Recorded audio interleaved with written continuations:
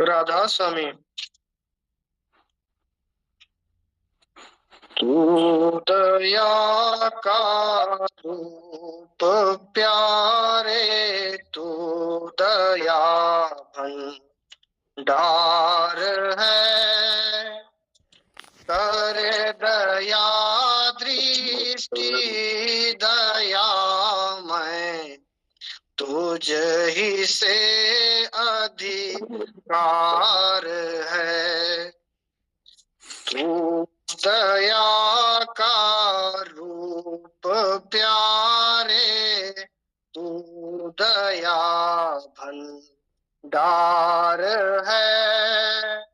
कर दया दृष्टि दया मैं, तुझ ही से अधिकार है।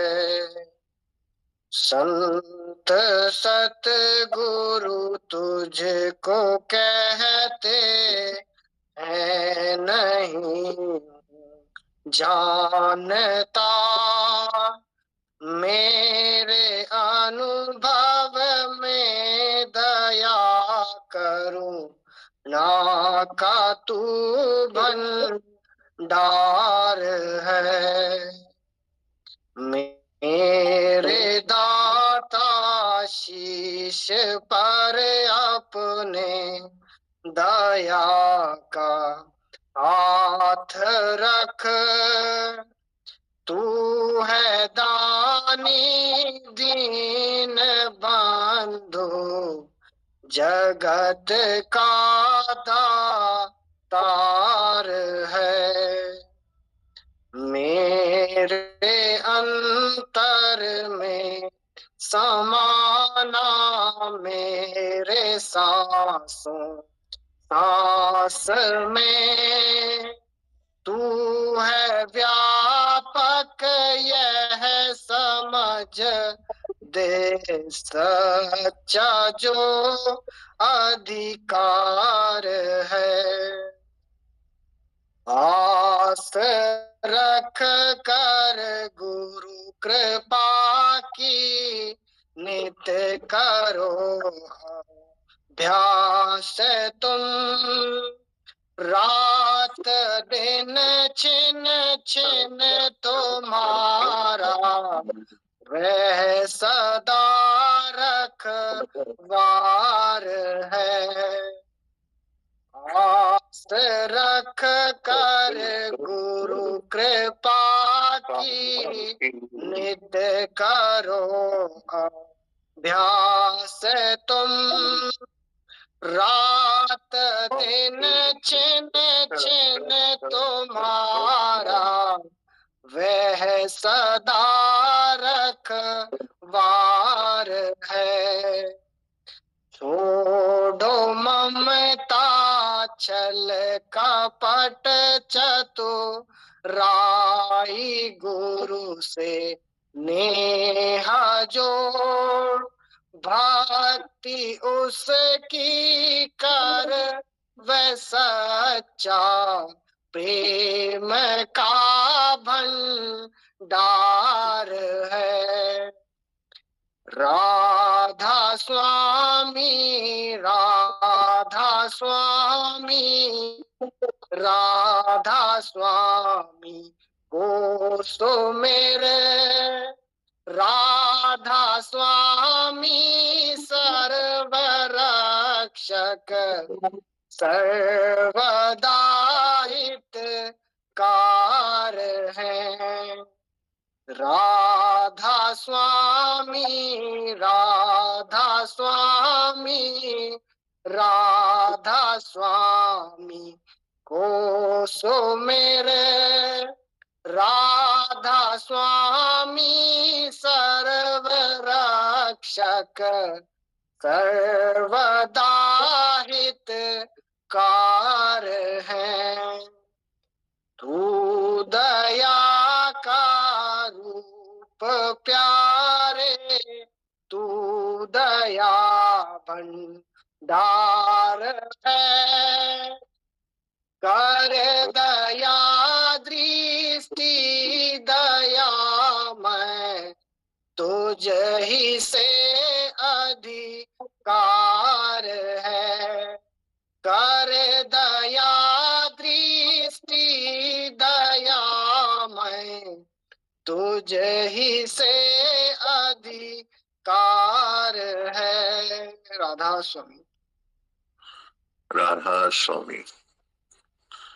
तो बड़ा अच्छा रहा, दयालाल जी ने बात की और मैं सब वो, इस बार बहुत अच्छा हमारा ट्रिप रहा, बलिया मुबारकपुर, और हम लोग दाता दयाल जी की समाधि में भी गए थे, गोपीगंज, जो बाबा फकीर के गुरु थे दाता दयाल, और वहां पर भी एक सत्संग किया हमने और सब लोगों से मिले, बड़ा अच्छा रहा। जो मैं समझता हूं कि ये जो शब्दानंद जी महाराज ने 4 धाम कहे थे, और मैंने वो गोपीगंज वालों से भी कहा कि ये जो संत मत के 4 धाम बनेंगे, दाता दयाल का गोपीगंज में, परम दयाल जी महाराज का होशियारपुर में, मानव दयाल जी महाराज का दुर्गापुर में, और शब्दानंद जी महाराज का मुबारकपुर में, तो बड़ा खुश हुए वो सब। और उन्होंने कहा कि अब शिवरात्रि जो है हम लोग हर साल यही मनाएंगे गोपीगंज में। तो मैंने कहा ये बहुत अच्छी बात है, शिवरात्रि गोपीगंज में हर साल मनाएंगे हम लोग। और ये जो मैं बैठा उस बेड पे जहां शब्दानंद जी महाराज ने मुझे आखिरी सत्संग दिया था उनका, जो मैंने बहुत बार आपको जिक्र किया, जो सारा मेरा बदल दिया उन्होंने एक सत्संग में, ये वही बात बोले वो जो दयाला जी ने अभी सत्संग में बताई, कि ये उन्होंने निष्कर्ष निकाला कि सब एक है। और ये आज की जो मौजूदा साइंस भी इस तरफ ही आ रही है, उसको क्वांटम फिजिक्स बोलते हैं। बड़े बड़े जो साइंटिस्ट हैं वो बोलते हैं अगर आप बोलते हो कि मुझे क्वांटम फिजिक्स समझ आ गई, इसका मतलब आपको समझ नहीं आई है। परम दयाल जी बोलते थे ना, उस जो आखिरी सत्य है, जो मालिक है, उसको कोई नहीं जान सका और ना कोई जान सकता है उसको। और परम दयाल जी महाराज ने आखिरी सत्संग में क्या कहा कि उस मालिक की गोद में समाना आता है। पहले क्या बोला उन्होंने, जब कर्म का कानून सोचता हूं तो आंखों में छम छम आंसू आते हैं, लेकिन एक बात का है आसरा कि उस मालिक के गोद में समाना आता है। आप समा सकते हो गुरु तत्व में, जान नहीं सकते हो, कोई नहीं जान सकता उसको। और गुरु के साथ रहना ये कोई कोई बड़ा, इसके पिछले जन्म के कर्म होते हैं, वही गुरु के साथ रह सकता है। गुरु के साथ रहना आसान काम नहीं है। अब आप देखो, बलिया में हम लोग थे, अब शब्दानंद जी महाराज का याद है मुझे, वो बड़ा डांटते थे जो पिछली उम्र में, जैसे मानव दयाल जी महाराज थे। अब मैंने क्यों दयाला जी को आचार्य बनाया, एक रात को शब्दानंद जी महाराज ने बहुत डांटा दयाला जी को, बहुत डांटा, मतलब समझो आपकी कोई भी दिमाग रखने वाला आदमी उस डांट को सहन नहीं कर सकता, इतनी बुरी तरह से डांटा। दयाला जी ऐसे पुत्र, उन्होंने एक भी ये साइन नहीं दिया कि उनको अच्छा नहीं लगा वो डांट, चुप रहे, कुछ नहीं बोले, मुझे अच्छी तरह से याद है। फिर सुबह 4:30 बजे, मैं तो सोता नहीं था जब महाराज जी के साथ बेड पे रहता था, वो भी सारी रात ध्यान में रहते थे, मैं भी उनके साथ बैठा रहता था।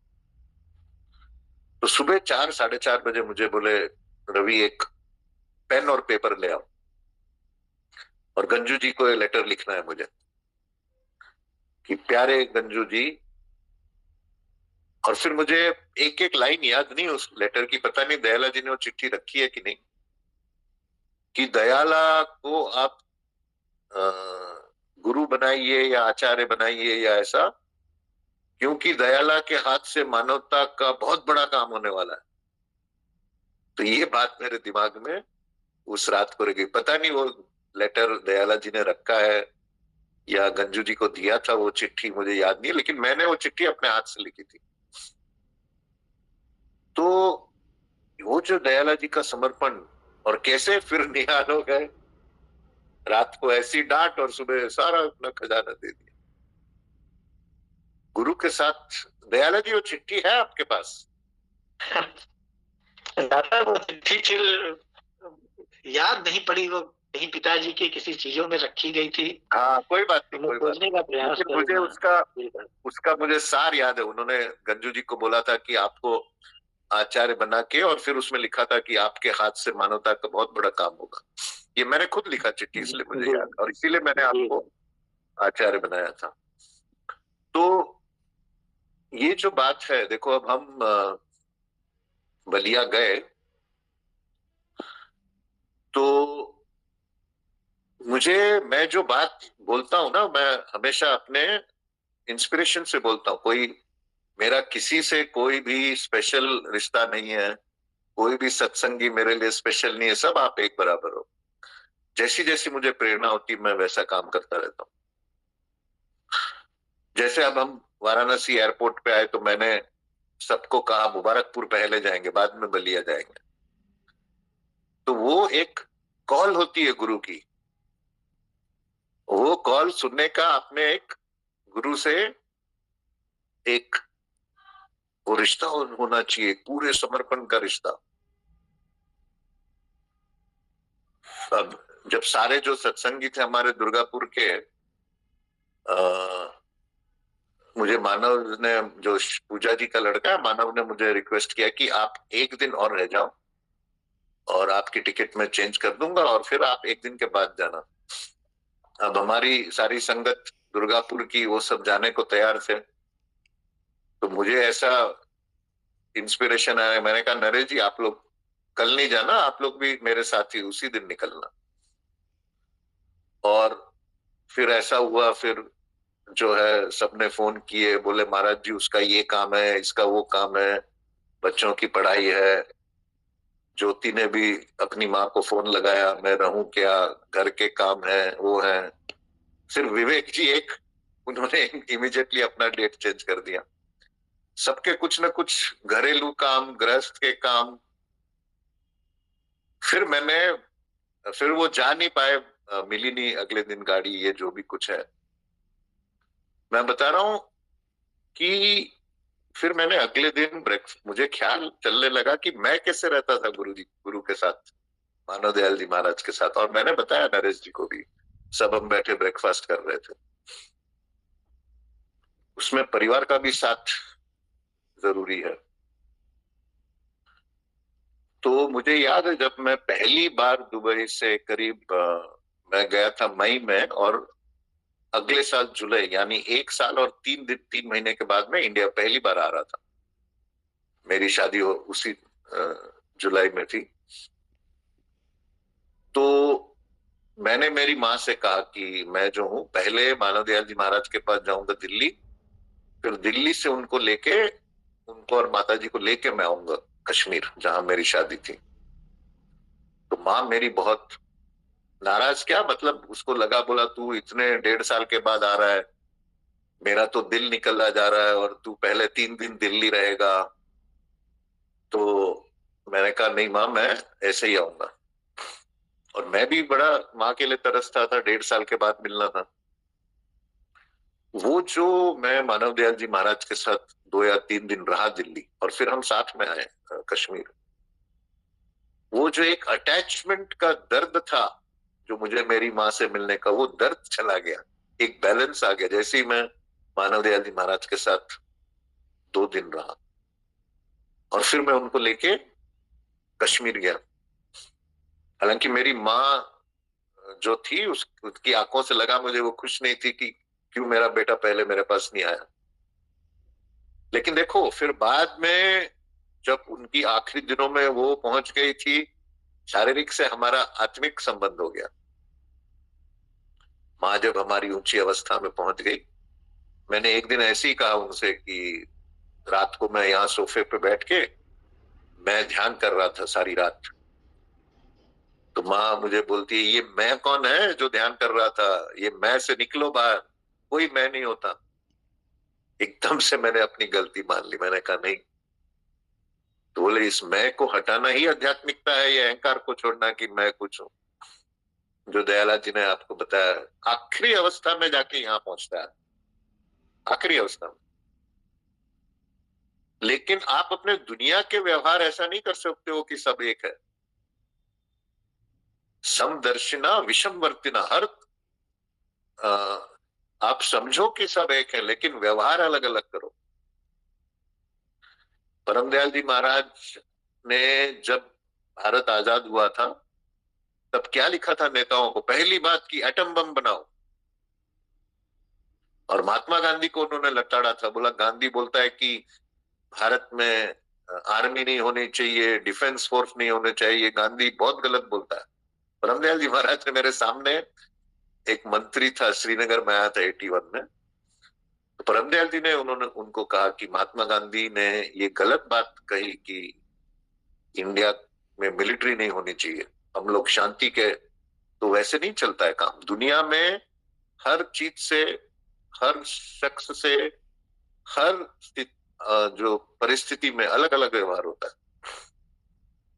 तो माँ मेरी फिर आखिरी दिनों में पहुंच गई थी ऊपर, और फिर मैं उनके पास नहीं था जब उनके आखिरी पलों में।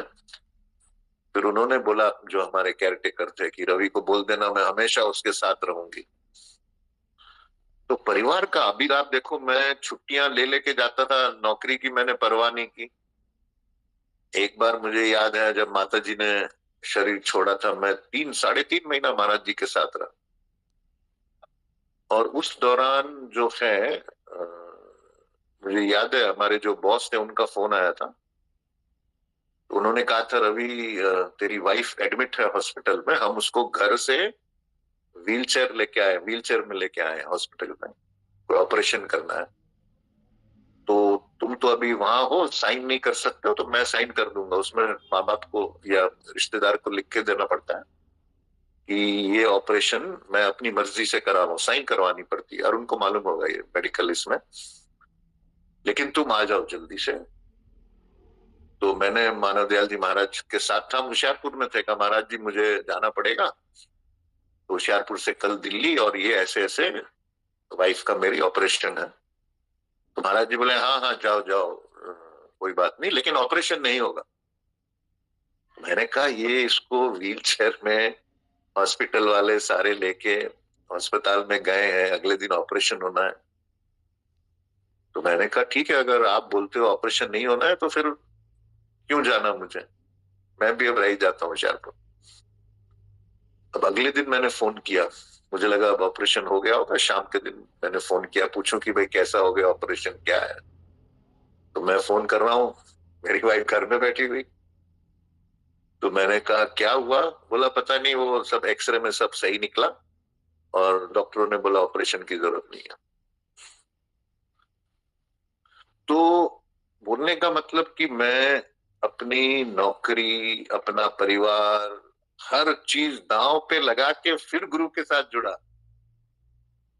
ये नहीं कि आधा ध्यान उधर आधा ध्यान इधर, ऐसा नहीं। पैसा, सारा पैसा मैं लुटा देता था, और माता जी गुस्सा बहुत होती थी मेरे से। फिर उन्होंने क्या किया, माता जी ने एक अलग अकाउंट खोल लिया, मैं जो पैसे भेजता था वो उस अकाउंट में डलवा देती थी, मेरे नाम से अकाउंट खुलवा दिया उन्होंने सारा। मैं, और फिर आपको पता है कि कैसे वो लॉटरी का किस्सा हुआ, महाराज जी ने लॉटरी लगवा दी मेरी। कभी मैं सोचता नहीं था कि मेरे अकाउंट में कुछ नहीं है, या मेरा घर नहीं है, मेरा डिपॉजिट नहीं है, बच्चों की पढ़ाई का क्या होगा, कुछ नहीं। बस एक गुरु और उसको समर्पण, जैसा जैसा जैसी जैसी उसकी आज्ञा होगी उस आज्ञा में रहना।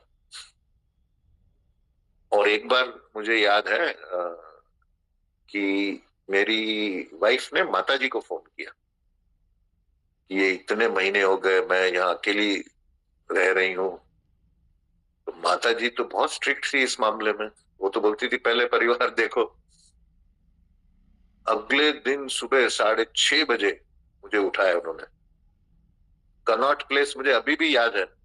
हम लोग 7, 7:15 पहुंच गए थे एयर इंडिया के ऑफिस में, और माता जी राउंड मार रही है, चल रही ऑफिस के बाहर। जैसे ही ऑफिस खुला, अंदर चली, बोली एक दुबई का टिकट निकालो। वही टिकट निकाली, अगले दिन सुबह की फ्लाइट में बिठा दिया मुझे कि जाओ। अब बोलने की बात ये है इसमें कि, और ये जो है, मैं नहीं बोलता हूं कि कुछ कुर्बानी नहीं है ये, इसमें मजा आता था मुझे, अच्छा लगता था। लोग कुछ भी बोले, लेकिन जब तक आपके अंदर कुर्बानी का मादा नहीं है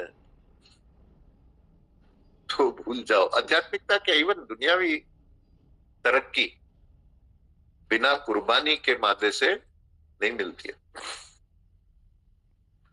जब तक ये नहीं कुर्बानी कि आपने अपना धन दे दिया, ये भी नहीं, या समय दे दिया, अपने अंदर से सबसे बड़ी कुर्बानी क्या हो गया? अपना अहंकार। जो मैंने आपको बताया, दयाला जी को जो सारा शब्दानंद जी महाराज ने उस दिन दे दिया, दयाला जी ने क्या दिया था? अपना अहंकार, कि मेरे पिता हैं, मेरे पिता मुझे डांट रहे हैं। तो कोई भी उन्होंने रिएक्शन अपना नहीं दिया। और अगले दिन उन्होंने, शब्दानंद जी महाराज ने अपना सारा प्यार, सारा आशीर्वाद जो है, इसमें बाप बेटा अध्यात्म में नहीं होता है, माँ बेटा बाप बेटा। जब आप पहुंच जाते हो उधर, सब एक ही रहता है। तो इसीलिए उन्होंने दयाला जी को अपना बेटा समझ के नहीं दिया, या मेरी माँ ने अपना बेटा समझ के नहीं दिया। कि क्या है उसमें? एक आध्यात्मिक क्वालिफिकेशन देखी उन्होंने। तो कुर्बानी, अपना कुछ कुर्बानी करके जो है, जब तक आप कुर्बानी का मादा अपनी जिंदगी में नहीं लाओगे, आपको कैसे कुछ मिल सकता है? फ्री में तो कुछ नहीं मिलता। आप जो इस ब्रह्मांड को दोगे वह तभी वो वापस आएगा। तो ये जो शब्द हमने निकाला कि तू दया का रूप प्यारे, गुरु की दया तो प्रेजेंट है हर जगह, हर इसमें गुरु की दया बह रही है, कोई उसमें कमी नहीं है। मानव दयाल जी महाराज, एक फिर टाइम आ जाता है जब गुरु और आपका ऐसा रिलेशन होता है कि आप एक बात सोचते हो और गुरु तक वो बात पहुंच जाती है। महाराज जी मुझे हमेशा बोला करते थे, मैंने आपको बताया कि मैं बहुत बचता रहा, बोलते थे आ जाओ आचार्य बना देंगे, गुरु बना देंगे। मैं जो था, तो एक दिन ऐसे ही वो बोले, रवि तू आजा, इस बार तुझे आचार्य बनाऊंगा मैं बैसाखी पर। तो मेरे मन में एक विचार आया। मैंने कही गुरु लोगों के कान बड़े होते हैं और माथा चौड़ा होता है। तो मेरा है क्या? मैं ऐसे ही सोच रहा था, देखा नहीं मैंने। क्या आप यकीन कर सकते हो कि मेरा मन का ही थॉट था? अगले दिन सुबह हम उठे, महाराज जी बोलते हैं अच्छा आज मैं, हम तो रोज सुबह उठ के फिर मानव दयाल जी महाराज के मैंने पैर छुए। महाराज जी मुझे देख के बोलते हैं, अरे रवि, तेरे तो कान बहुत बड़े हैं और माथा बहुत चौड़ा है तेरा। क्या आप यकीन कर सकते हो इस बात को? एक थॉट, विचार। तो इसीलिए तू तो क्वालिफाइड है आचार्य बनने के लिए। ये गुरु शिष्य का जब ऐसा घना एक समर्पण होता है, तब चमत्कार होते हैं। ये नहीं कि मेरा एक दिन लेट हो गया, मेरा काम फंस गया, मेरी बेटी ये हो गई, मेरा बेटा ये हो गया, मेरी माँ ये हो गई। ये ये नहीं, मैं, हालांकि वो एक, ये जो मैं आपको बता रहा हूँ ये एक्सेप्शनल है, बहुत रेयर होता है। ये पिछले जन्म से इसका ये कहानी चलती है। नहीं तो परम दयाल जी महाराज, अगर वीक डे में कोई सत्संगी आता था उनके पास, परम दयाल जी महाराज आशीर्वाद देके बोलते थे जाओ अभी ड्यूटी पे जाओ, मेरे पीछे मत रहो। अपना दुनियावी कर्तव्य कभी नहीं छोड़ना चाहिए।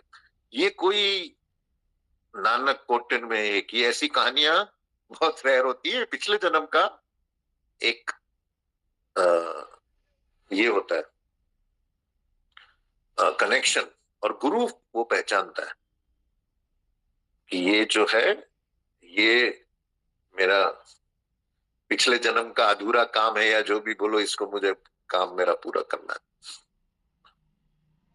और दूसरी जो एक बहुत बड़ी बात, आप देखो बलिया में मैं जैसे ही बैठा उस कमरे में, पूजा के घर में, तो मुझे ये थॉट्स मानव मानव मानव के आने लगे। मैंने पूजा को बोला, पूजा मुझे तो लगता है ये मानव के लिए ये ट्रिप मेरी बनी है।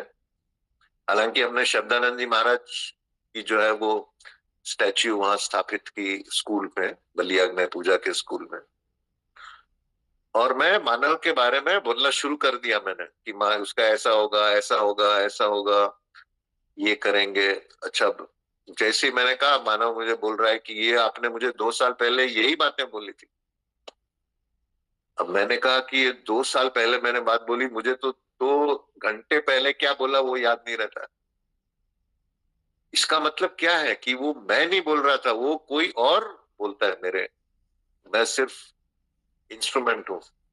किसी और के शब्द होते हैं, किसी और की प्रेरणा होती है, गुरु की। तो ये जो इनका काम है मुबारकपुर में, अब हम लोग, मैं सोच रहा था अगर प्रकाश जी के पास टाइम हो तो जो हम लोग रोज आरती करते हैं, तो मुबारकपुर में शब्दानंद जी महाराज की समाधि को भी हम वहां पे भी ऐड कर सकते हैं आरती में। तो दयाला जी और प्रकाश जी, अगर आप ये करें तो कोई भी 2 आदमी फोटो रख के आरती में मुबारकपुर को भी ऐड कर देंगे हम लोग। तो जी फिर मैं गोपीगंज और उनको भी बोल दूंगा होशियारपुर में। तो रोज हमारे चारों धाम की आरती रोज किया करेंगे हम लोग, ऐसा मेरा विचार है। मुबारकपुर तो प्रकाश जी कर लेंगे। तो इस बार जो हमने देखा वहां पर, दयाला जी, प्रकाश जी, उनकी प्रकाश जी की पत्नी, बहुत अच्छा काम किया मुबारकपुर में। और अगली बार हम सब जो है वहां पे सत्संग का सिलसिला शुरू करेंगे मुबारकपुर में भी। तो ये जो है अब मेरा शायद दिसंबर एंड से पहले वापस आऊंगा मैं, और फिर दोबारा हम लोग मुबारकपुर जाएंगे। तो बहुत अच्छा। नरेश जी, आप लोग कहाँ हो, धाम पे या घर पे हो? धाम पे धाम पे हो, ठीक है, कर ले, आरती कर ले।